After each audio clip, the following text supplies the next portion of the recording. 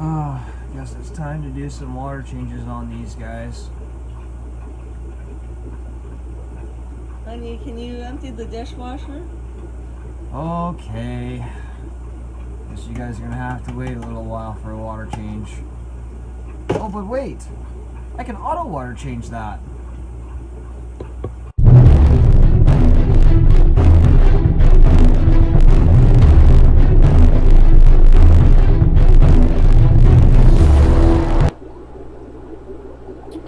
So here's an overview of my auto water change system.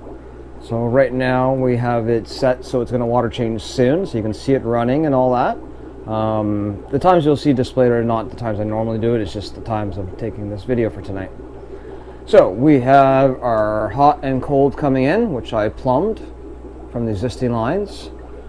That right there is a check valve, and the reason why I have a check valve is I have a tankless water heater. Not that you need one of those for a tankless water heater, but mine has a recirc pump. What does that mean? Well, when I set the timer that's on display there, before I have a shower in the morning, it's already pumped all the cold water out of the hot water lines down the cold water lines and just recirculated it. So it's not wasting any water, so you don't have to waste time having the shower running and wasting cold water, or sorry, wasting warm water to get rid of the cold water, instant hot water, because it's already circulating through the house. So this is just so when the pump kicks on, it's not pulling water through the tanks or backside fitting. And it's just for other reasons, so it's also not pumping it through the filter and stuff. So that is the mixing valve, and that's the heart of the system. That's a Watts brand. I'm going to show you where I got it from, along with all these parts. This is one of the harder things to source. There's lots out there and there's different brands. The Watts are fairly reliable and well priced, but a lot of the ones, they don't go cold enough. They usually designed for like 90 degrees and above, which is actually what the label says of this. And I've used one in my place of work and it worked fine after about a month or two, so I got one here. It's been running since about April of last year. No problems. I can get it down to about 65 degrees if I want to. So about another minute or so, the auto water change is going to kick in. So the next thing to show you is the filter. So this is a carbon filter. You want to run a sediment filter as well, especially if you live in the lovely city of Hamilton, which you'll see some of my other videos on how bad the sediment gets in the summertime. So that does my whole house, just to keep all the fixtures and wash machines and all that from getting too much sediment. So I don't have to run here in the fish room, I just have one in the whole house. More usage on it, change more often, but again, the benefits outweigh that than putting one here. Not that these housings are expensive, but they're not that cheap. And, oh, there we go, auto water changing. So you want to make sure you use the right kind of carbon inserts, again, especially if you're in Hamilton. Because we have chloramines in our water, which they mix chlorine and ammonia, but because they have a crappy way of doing it, we have free ammonia in our water with the chloramines that are not broken down. So when you break chloramine bond, you get extra ammonia. So this one here, by company in Florida, Aqua FX, chloramine blaster catalytic carbon. It will get rid of ammonia and the chloramines. Haven't really found anything else that does it as well. Been using these for years at my place of work as well, and again using in here since about April. We got April 20th or April 30th originally on there. So yeah, you can see originally when it was set up in April, changed it in August, changed in December, and then February. So I only had to change it about 4 times in about a year now. Now, the other thing that's important is, and I've had people ask, and it's a great question, when do I need to test my carbon filter to make sure there's no chloramines? Well, you just get yourself a chlorine tester. You get those at pool shops fairly cheap, and they're pretty self-explanatory, so I'm not going to really go into that, but to have one as you're getting near the time you normally replace it, especially if it's, the summer times or using a lot more water than normal, keep a closer eye on it, because you're auto water changing, but you got to make sure everything's right, because you're not using water conditioner, right? Okay, so the one thing I want to explain, because you're going to hear this thing click in a minute. Right now, what it's doing is after it goes to the temperature controller and the carbon filter, what it's doing right now is actually just flowing straight water down the sink. So we're actually wasting water for about 2 minutes just to get the temperature up, so when it kicks in for the actual water change, we're not sending some colder water to the fish. Because I don't generally have this up and running when I have the recirc pump running in the morning before the shower time, which is fine. I just run the water for a minute or two, flushes all the cold water out. The water that comes up into our 3 different manifolds, which have their own solenoids each, which are the black parts. So that's a great thing about this system is if the solenoids ever die, you can just unscrew them and just go ahead and put new ones in wired into the main controller. Same thing, if you ever have any problems with the seals on these you can get new units, which generally gives you a new solenoid as well, unless you can contact the company directly and get some parts, but I haven't really had any problems. So solenoid number 3 here is the one that we had sending the water down the drain. So it comes down, some PVC piping there. So we got a pressure reducer, a 25 psi pressure reducer. So that's just the RO tubing here, or like I said, the irrigation tubing. Even though it has a valve, it's just so it's not spraying out of the sink and I don't have to worry about anything like that, because the whole point of water change is not having to be around to make sure everything's working right. So once you get it up and running for a while, then you have the confidence to know you leave the system. And I've had it running up since April and been expanding and having no problems. So about another minute or so here, the main part of the water change is going to start, and that's going to be on solenoid number 1 here. So the way how it works is solenoid number 1 comes down with that tubing again, and I have it running a couple different ways here.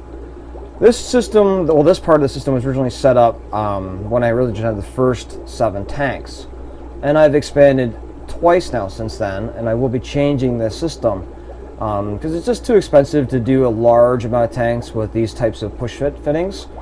Originally it was fine with the first 7, then I built another 4, and then I put another 8 out of there, plus another 4, so we're getting up there.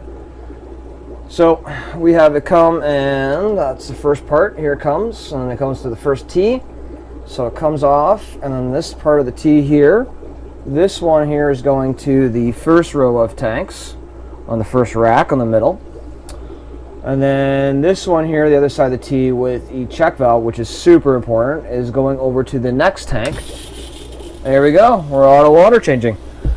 And then that other secondary wooden rack, which is this one over here, it's got 420s in the middle row and 415s on the top. So because we don't want any back siphon, that is why that check valve's there, so it doesn't back siphon in. Which also, when it splits, the first T here comes up and splits again. This one here is going down to my bottom wooden rack, which I'll show you later. It's just a wooden rack that's underneath my big 6-foot main rack. I use it for quarantining koi, and also the nice thing about it is I call it my Murphy basin. Murphy's Law. If I ever tanks leak on the first wooden rack, middle or the top, it's going to catch all that water.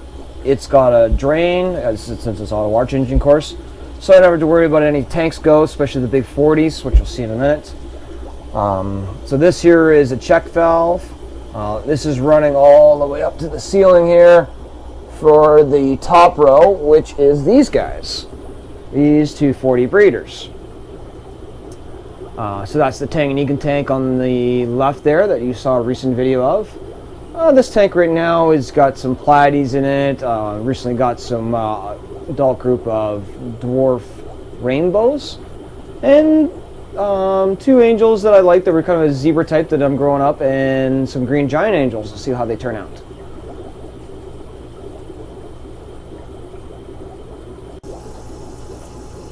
So this is one of the 20 gallons in the first steel rack here. I just lifted it just above the water here just so you can see the flow rate that I run in this particular tank, which is what I like about this system or any system that has valves at each tank. You can control the amount of flow. Some tanks are going to want a lot of flow, some won't. Well, down here we got our cherry shrimp tank with our dwarf blue crayfish, and right now we have some endlers in there. Doesn't need for a lot of water changing, so I don't have that flow very high. Now you may ask, how long do I do it for? Well, currently I have the main system set to 6 minutes at around 9:30, I believe, is the normal time at night, and then 6 a.m. in the morning it goes for another 6 minutes. And I can set that to just once a day, twice a day, 3 up to 4 times per day, any times I want, any duration I want, as little as 1 minute all the way up to, I believe, 60 minutes or so. And this particular controller that I got, I can expand to actually 4 zones, which what I will be doing when I go to change this here, because I'm going to be ditching this RO tubing, because I have the 3rd rack, that I'm going to be going to actually a solid PVC pipe, which I already got ran through the wall there.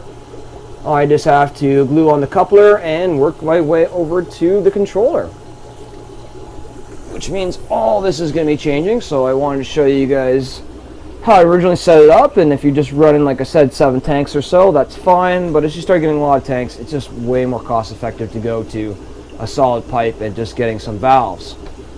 The valves I'm going to use are the same ones I've used for my air system, which is these blue plastic ones. Plastic, never got any problems corroding. They have a rubber seal to them. We use them at work as well for water purposes and air purposes for a long time.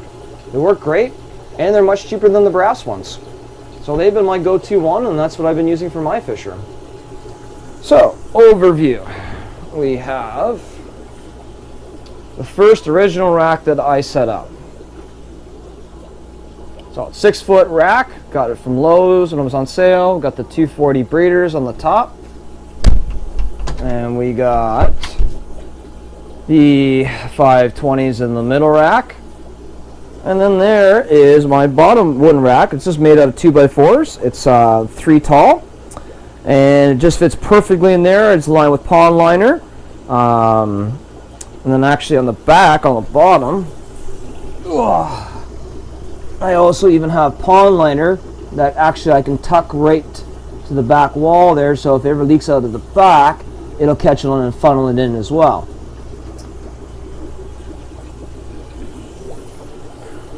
This is the expansion rack that I did pretty well near the end of last summer. I had that up and running. So this one here, we got the 420s on the top, we got the 520s in the bottom. And then right now, I don't have much down there. I originally had a basin down there just in case any water came out. Just right now, I'm thinking about some changes in what I'm doing. I might think about taking those 420s out and actually putting a row of 15s, and then moving this up, that height that I'll gain, just because they're much shallower in height than the 20s, the 15s. And then from there, I could actually make another catch basin, which I love because I never want to clean up a flood. I do have a shop vac, but there is no floor drains in here. So I could, if I raise this up, build another vat like I've done here, and that way if anything ever leaks here, it'll just flow into another catch basin down there and just go down that pipe, and then I never have to worry. And then if, I don't need 2 large vats for quarantining larger fish. It's really the biggest tank's got a 40. Just got the 1 pond, so.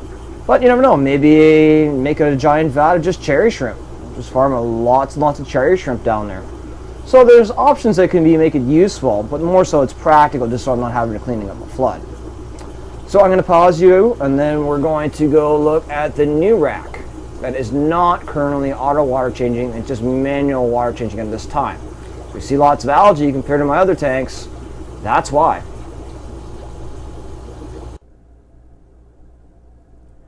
So this is the new rack that I built recently. It's got 4 15s on the top. You're seeing some styrofoam on the top there, just cover the tanks until I get a chance to make some plastic lids. There'll be a future video about that. It's much cheaper than using glass lids. because we have some Adakas in some of these top two tanks there. I just don't want them jumping out.